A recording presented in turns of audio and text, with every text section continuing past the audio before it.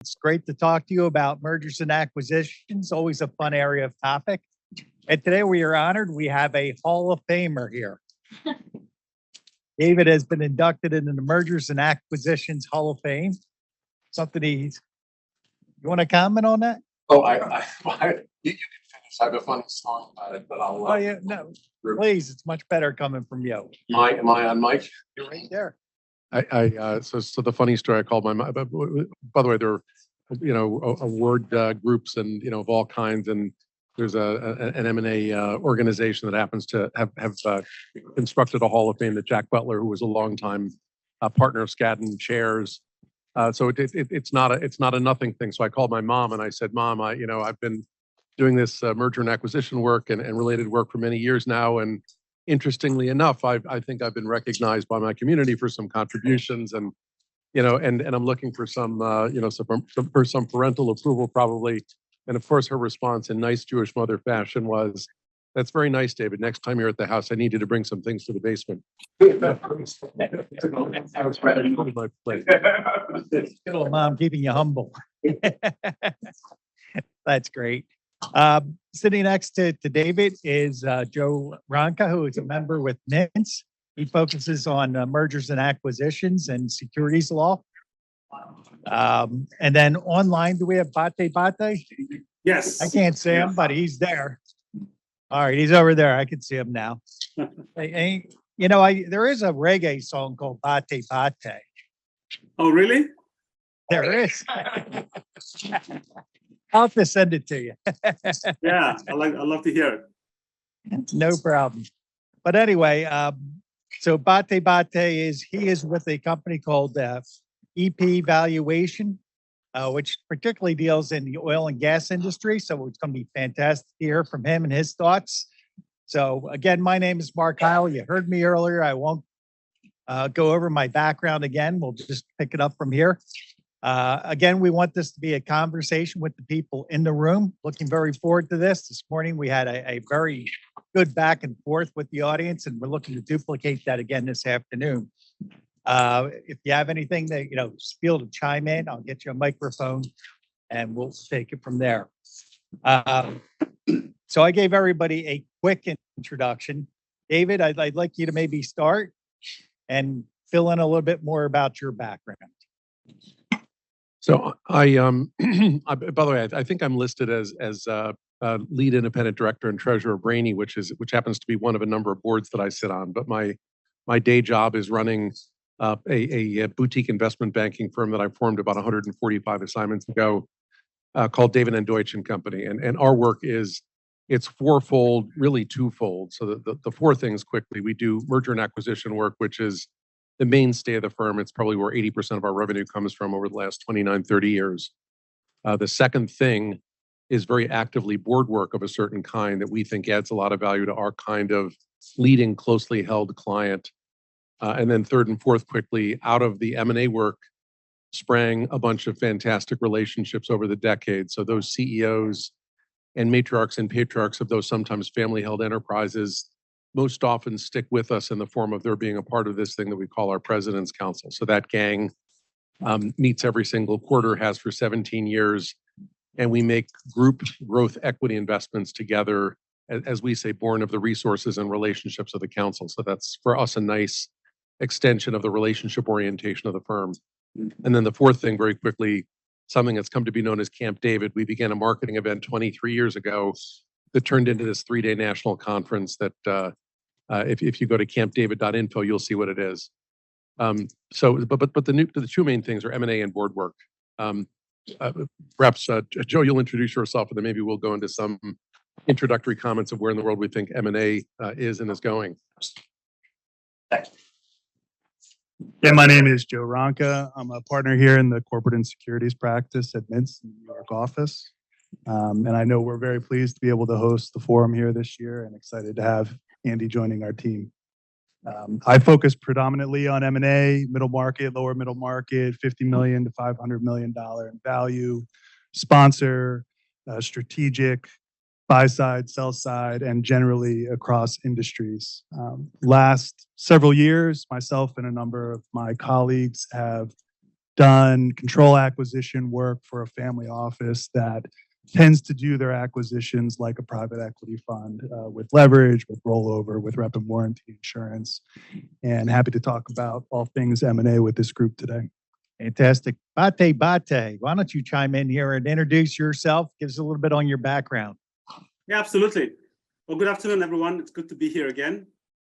Bate, I'm with EP Valuation, and we are based in Houston and Dallas, but our clients and the projects they fund all over the United States. We provide asset valuations, ESG reviews, and due diligence to banks, operating partners, and investors in the energy space. We see the work we do essentially as empowering our clients to make effective lending decisions in this space, lending and investment decisions in this space. Over the past 2 years, with the post-COVID recovery, we have performed about 100 or so valuations on deals ranging from 25 million to 5 billion in transaction value. A bit about my background. I'm originally a petroleum engineer from Montana Tech with an MBA from UT Dallas. I started out with Schlumberger many years ago now. And then after grad school, joined a small company where I really cut my teeth called Remington Oil and Gas. And at Remington, I was part of the core team that built it from a few assets, if you would, to 1.4 billion enterprise and sold it to Helix Energy Solutions.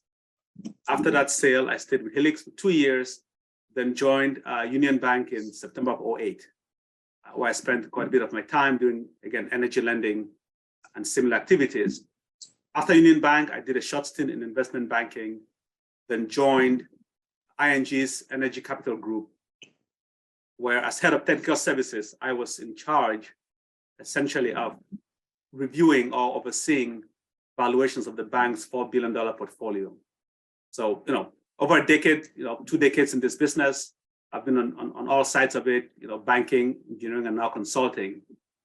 And I think that's a good place to stop, and we can pick it up on the M&A conversation. Fantastic. Thank you, Bate. That was terrific. I'm going to start this off by just giving some quick stats here from PricewaterhouseCoopers. Last year, deals were down a little bit. They were down about 9% in the US.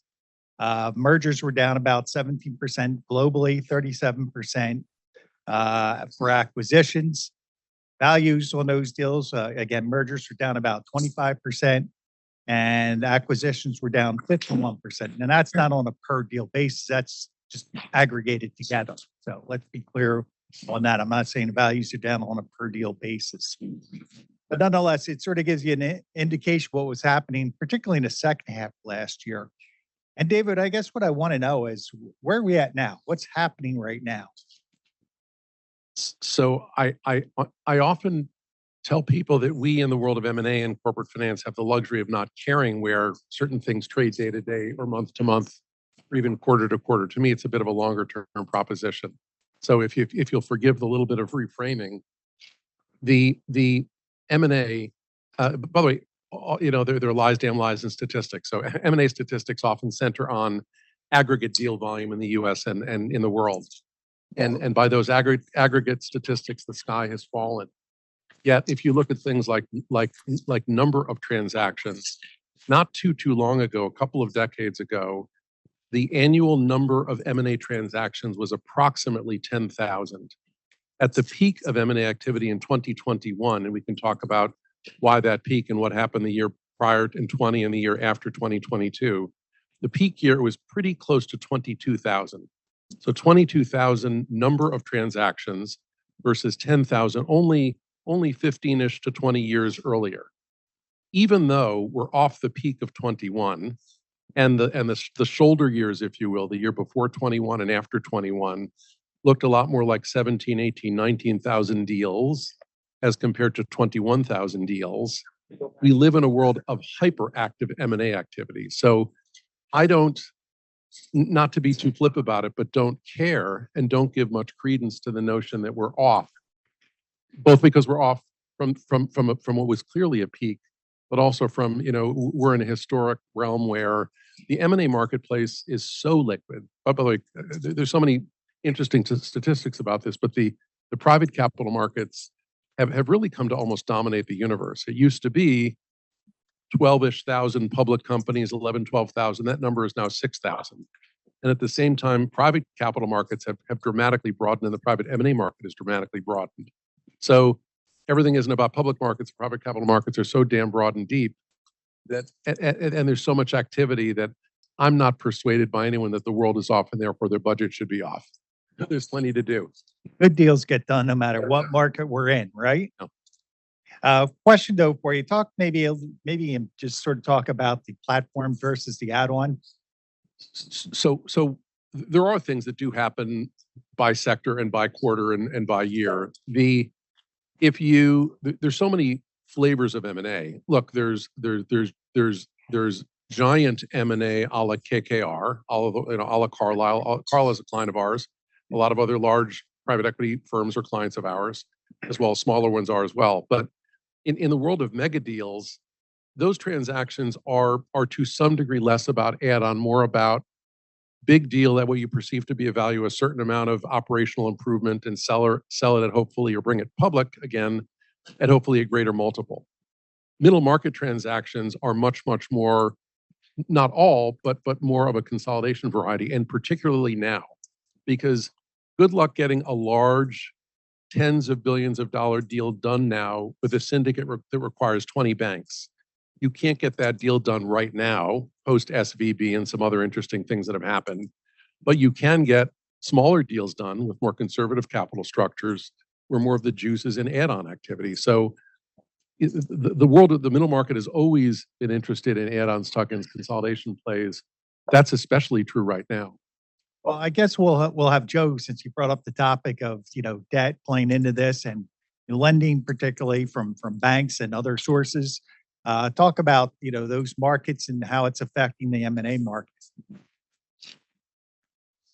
Sure. So again, I think same distinction between larger cap deals and middle market and lower middle market deals. In the middle market and lower middle market, loans are continuing to be made into transactions, and a lot of the lenders are direct lenders, funds that for the last 10 years now have been partnering with sponsor buyers in their transactions, and the leverage tends to be in the 2 to 3 to 4 times EBITDA, and we haven't seen that substantially change, at least not right now. I think your experience probably echoes that.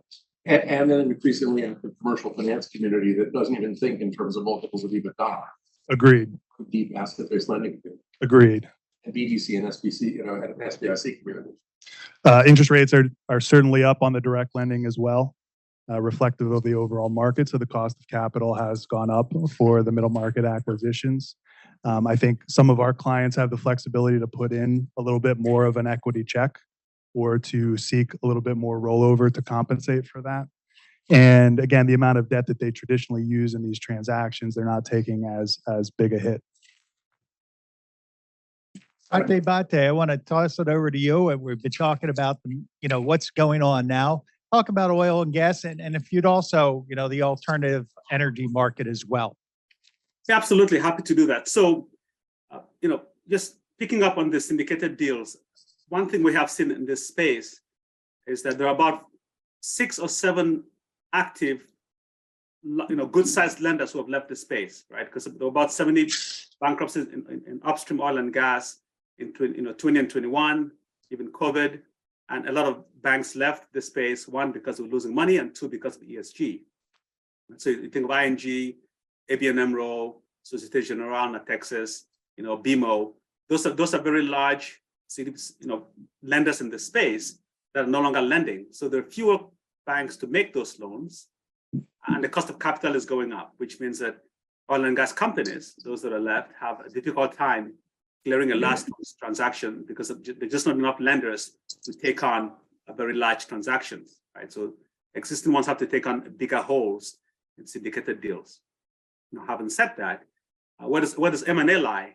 I think to answer the M&A question and deal volume, we have to think about what happened during COVID and then 21, because oil and gas was in really, really bad shape in 20. And even pre-COVID, there were issues with free cash flow and paying back investors, right? COVID made that worse. In 21, we started what was a tepid recovery, but enough to begin to pay back debt and for the surviving companies to start activity again. 22 was really a good year for oil and gas. Prices were 43% higher than they were in 21.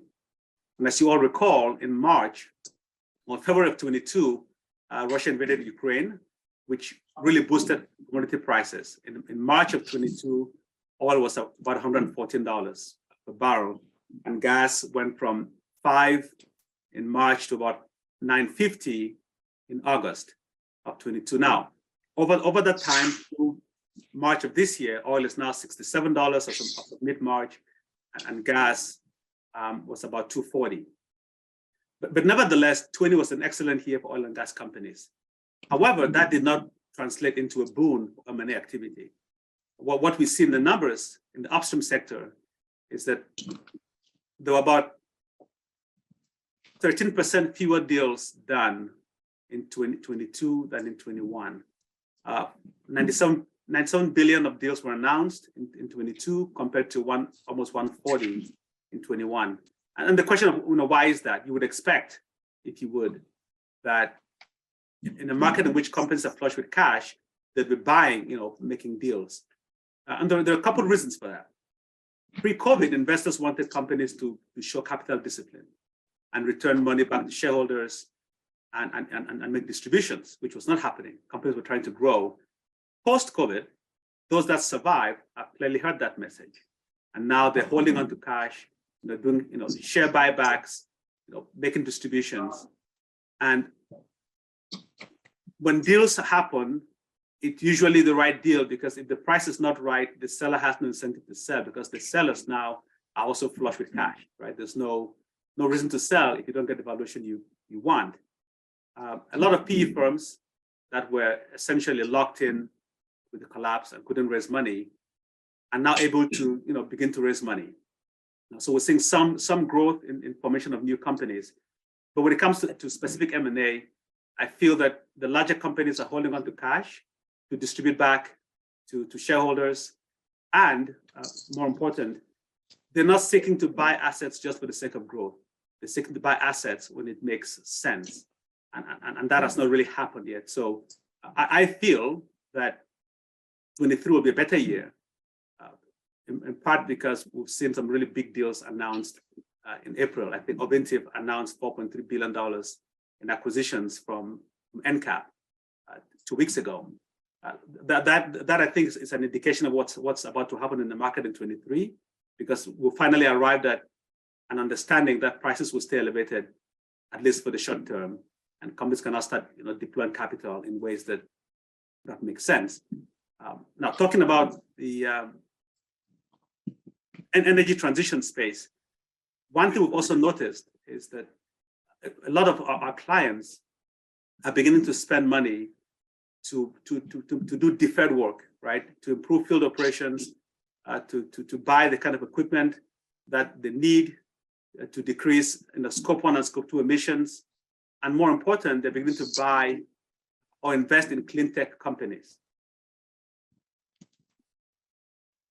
So I'll stop there. I guess we'll pick back up if there are any questions on that. If I might, and I'm often accused of trying to have a mile high view of things and a bit of a longer term view of things. I'd like us to disaggregate the discussion of M&A from M&A good bad to the facets of M&A, which to me are and the tenor of M&A from a number of perspectives, which to me are level of activity, valuations, deal structure, due diligence considerations, and then lastly, sort of timing to close and probability of close, because all those things aren't the same. So we can have, for example, an ebullient market that's a tougher market, or a less ebullient market that's in many respects an easier market. So, and I just offer this up to all of us, perhaps as and I'll take my own first stab at this. Level of activity, off from a peak, I think plenty active as we look into 23. Valuations, there's valuation pressure, but we'll come back to what's causing M&A activity and why why it may still be that the sellers prevail in getting 90% of what they want. There's deal structure, which I think is changing a lot. Due diligence considerations, which I think are changing significantly, and probability of closure changing significantly, really linked to due diligence and some other things. So anyway, just tossing this into the mix of our discussion. Joe? Yeah, I can pick up on a couple of those points there on, valuation. We are seeing valuation gaps between buyers and sellers and using typical tools for that, such as earnouts, to try and bridge those gaps. I think in terms of prevalence, I'm seeing that more frequently now than I was, say, last year or the year before. In a few instances, have seen sellers go to market in an auction and not get quite what they were looking for and decide to take an equity investment instead, potentially from someone who was in the pool of interested buyers, and put it in a minority investment, seek to grow and go back to market, hopefully in a couple of years. And then I would echo on timing. I think that diligence durations are taking longer. Exclusivity periods being requested by buyers and gained are taking longer. And I think that sellers are starting to put up with it. Yeah, I think even last year you'd have very quick deals where diligence was very quick. What's the factor driving that longer diligence? Is it because there's not the competition, the fear of losing the deal? What's pushing that time frame out? Yeah, I think it's a derivative of the always in recession issue of haves and have-nots. So in tougher times, people get more discriminating, buyers get more discriminating. So again, aggregate statistics be damned. If you're a quality target, you'll probably be sold and successful. And those that aren't the quality target may go without bids effectively. So there's just that much more diligence with respect to is it or isn't it a quality target. If it's of quality, of institutional quality, survives every version of due diligence, no problem. But if it's in a no man's land, buyers are getting very discriminating. And by the way, because they still have dollars in their coffers. And by the way, the world's made up of strategic buyers and financial buyers. Many strategic buyers are quite cash rich. And there's about $1.8 trillion of unspent dry powder in the hands of private equity. So they still want to get deals done. So, at first blush, I like the deal. At second blush, there's some issues in due diligence, but I'm going to keep at it because I've still got to deploy my funds. So I think that's the recipe for longer due diligence. But oftentimes the institutional quality deals that you spoke about come at a premium. And is that playing into the factor here too, and why it's taking longer? Well, ironically, the haves may be bid up for sure. If you're, they're magic words these days, SaaS-like businesses and tech-enabled business services businesses. If you're those kinds of things that many acquirers covet, you'll still trade at premiums. Premium, excuse my English. Well, I mean, I think just to come back to the issue of trading at a premium, in the oil and gas space, in which I work specifically, what we've noticed is that premium really depends on the basin where you exist and where your assets are. And so even though the Permian, which is perennially a good area to be, had a sort of slump in activity last year, the IvyFON, which is closer to South Texas, oil and gas rich, saw really good activity and premium and deals. So to your point, there's a little bit of a bifurcation in the market where, based on where you are and what's happening in your neighborhood, you can still get a premium in a bad market. And we saw a few deals in the IvyFON that are close to South Texas and close to the export markets and LNG terminals, because as you guys all now know, the US is becoming the premier source for natural gas exports. So, by the way, go ahead. Oh, forgive me, Bate, but I was going to say, not to be Pollyannish in my worldview of, the world isn't so bad just because it's off peaks. We do live in a world of, it's a cloudier day. There's either recession or prospect of recession. There is inflation. Interest rates are higher. There's geopolitical instability around the world. All markets are more erratic. There's surely a lot more risk. So that's and business still underlies everything. So whether or not we do M&A or do corporate finance, there's still a business that underlies this transaction that we're trying to accomplish. So there again, I think is another reason for increased due diligence. Does this business make sense in the, in the coming economy? Also, during our prep call, and I can't remember if it was Joe or if it was you, David, that made the point that, getting the debt in is a lot slower of a process now. Building syndicates to do it if you're going for a multi-level debt financing. But also, I think one of you mentioned that the sellers are asking the private equity or the equity sponsor to backstop the leverage portion of the deal. And how's that impacting on the the length of the time it takes to get a deal done? So maybe you could just chime in on that. So I've seen that in a few instances, and I wouldn't necessarily say that it affects timing. I've seen some clients, for the sake of increasing in their perception the competitiveness of their bids in the context of a typical markup from a PE sponsor, being willing to write an equity check for the full purchase price. Their intention is not that it would be spent that way. Their intention is that they will receive their debt financing and they have full confidence that it'll come through. But in lieu of essentially a reverse termination fee, which although is fully acceptable in the market, they think that it might, at certain deal prices, certain valuations, and in the context of certain competitive acquisition processes, give them a bit of a leg up. And if they can afford to do it, or if they have the confidence in their lending, it's an option that they've taken. And in this type of market that we're talking about, one where there's maybe some hesitancy and things taking a little bit longer, and all the factors you just mentioned a second ago, David, about the geopolitical risk, the inflation environment we're dealing with. Does that play to the favor for family offices who are long-term holders of businesses and things of that nature? Not to play to the crowd, but I love family offices because of that longer term orientation. It does because it's less of a trade and more of an investment and more of a what'll happen over time. So I think all of this plays into that. But by the way, we routinely sell things to private equity firms / family offices. They are, as you all know, absolutely a greater piece of the pie of all those who buy, who acquire, certainly in the middle market and lower middle market, and not just as limiteds in funds, but as direct investors and as co-investors in deals. Bate, when I think of, oil and gas, I often think of families, right, owning that business. So maybe you want to comment here as well as, does that play into, how does that play into these market conditions that we're currently seeing, particularly surrounding the oil and gas, help those families get deals done and their outlook being a longer term? Does that help? Yes. Well, in the oil and gas space, family held deals are smaller generally. That's just how the nature of the market. And those guys are getting deals done, but they're smaller transactions.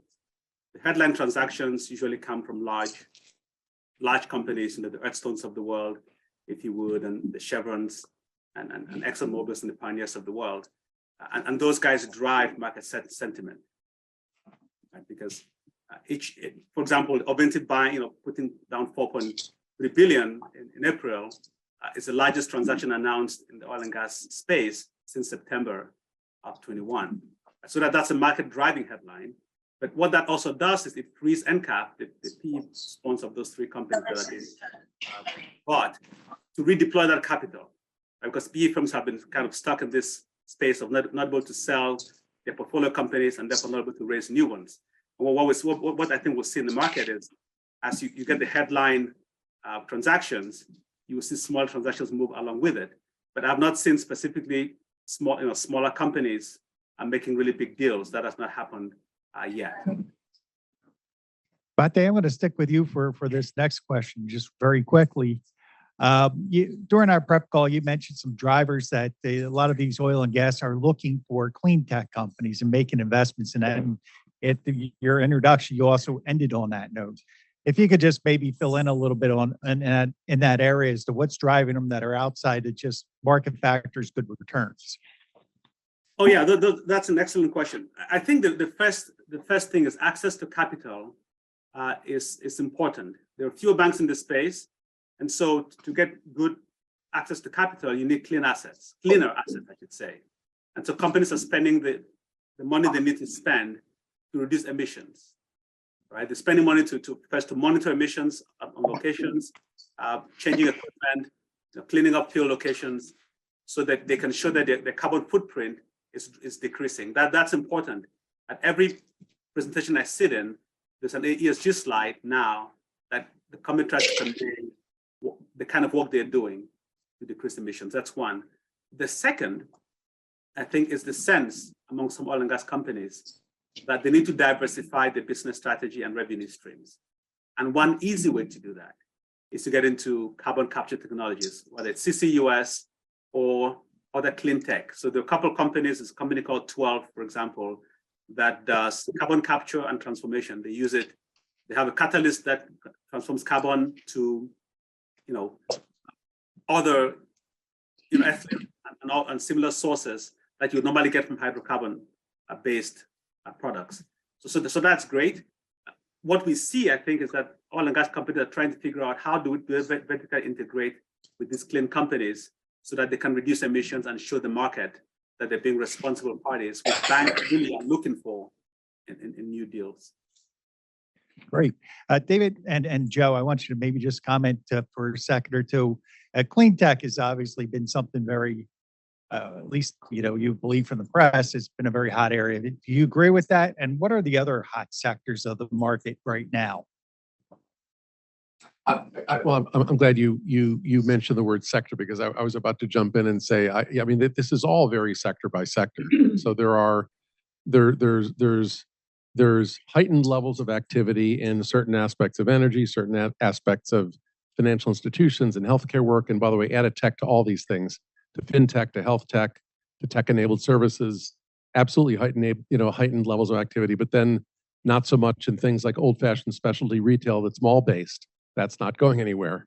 So this is all very sector-based. As to energy, I certainly don't hold myself out as an energy expert, but all alternatives, but that doesn't mean I won't have a comment on it, but all alternatives still comprise no more than around 15-18% of all energy production. So it's, we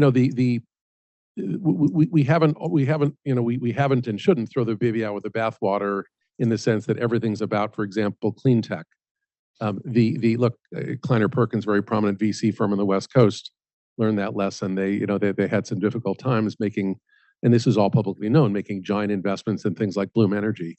That it's, the world isn't all about that, but certainly that, there's a lot more discussion of alternative energy for sure. So I echo the comments, and I would add in terms of sectors, cybersecurity is one where I've had a number of transactions in a row, and government contracting, Department of Defense type companies as well in the cyber sector. Yeah, I would definitely. Distance learning, there are a lot of interesting subsectors.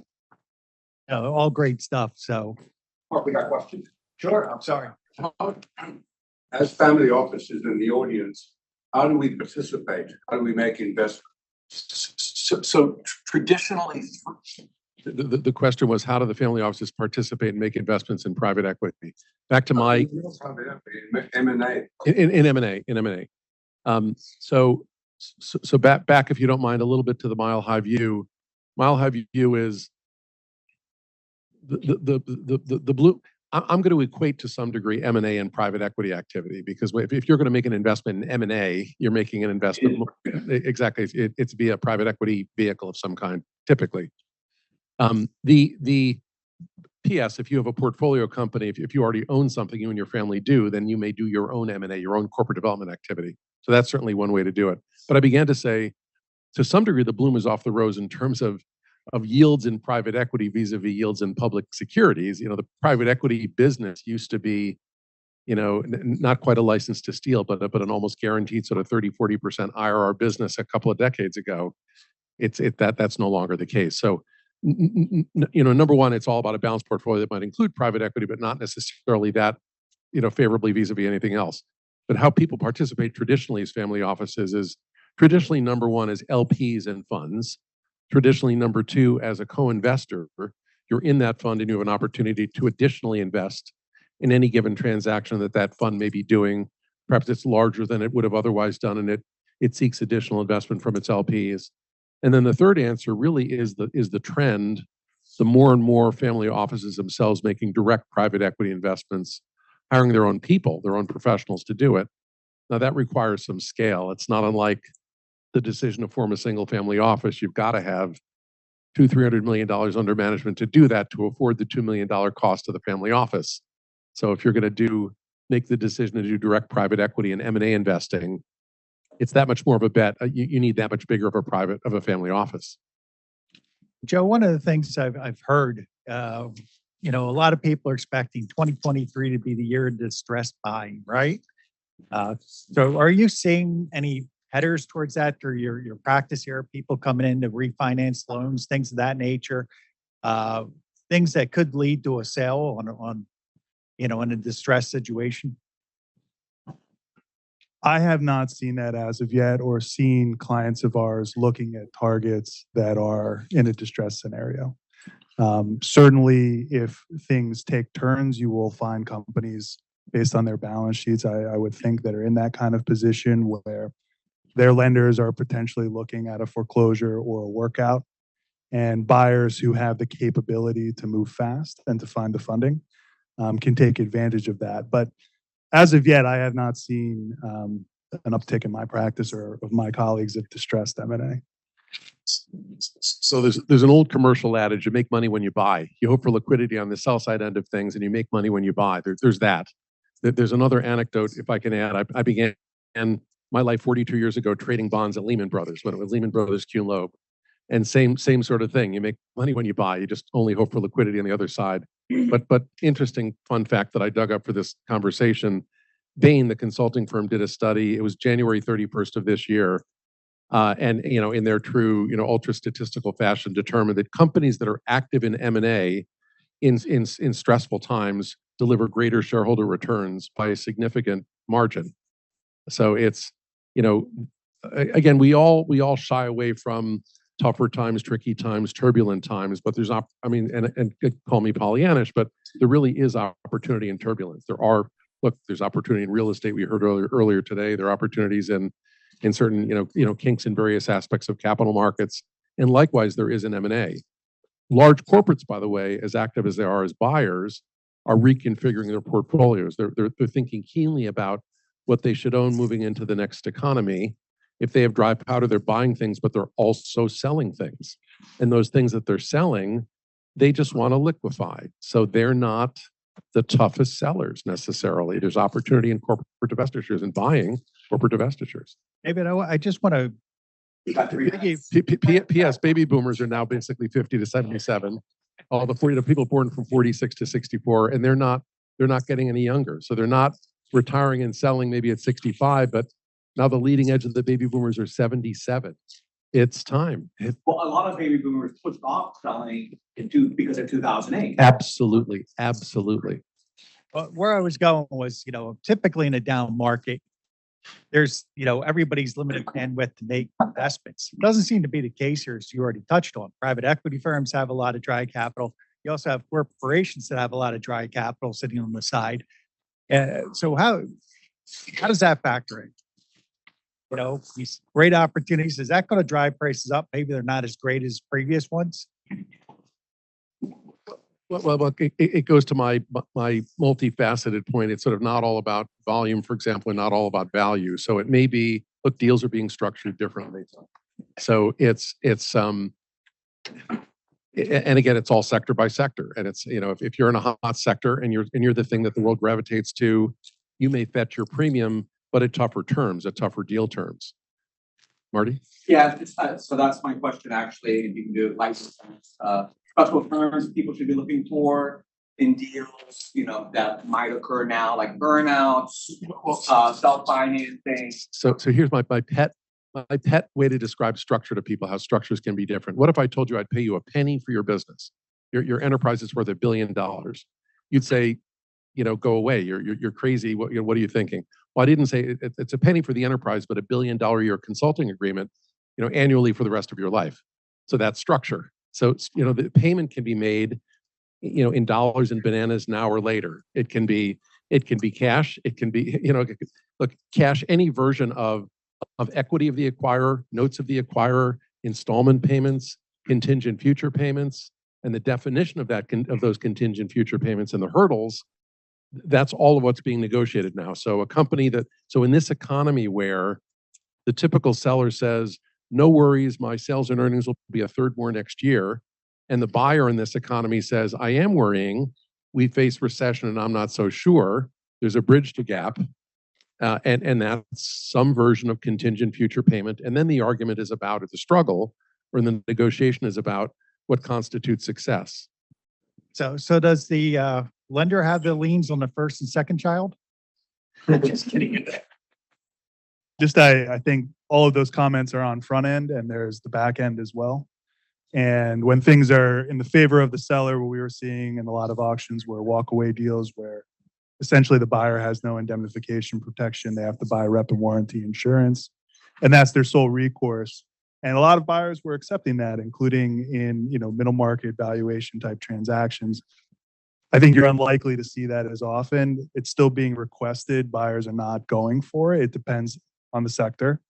But if things start shifting more in favor of the buyer in terms of change of terms, better and tighter back end protection for buyers is something you'll likely see more frequently.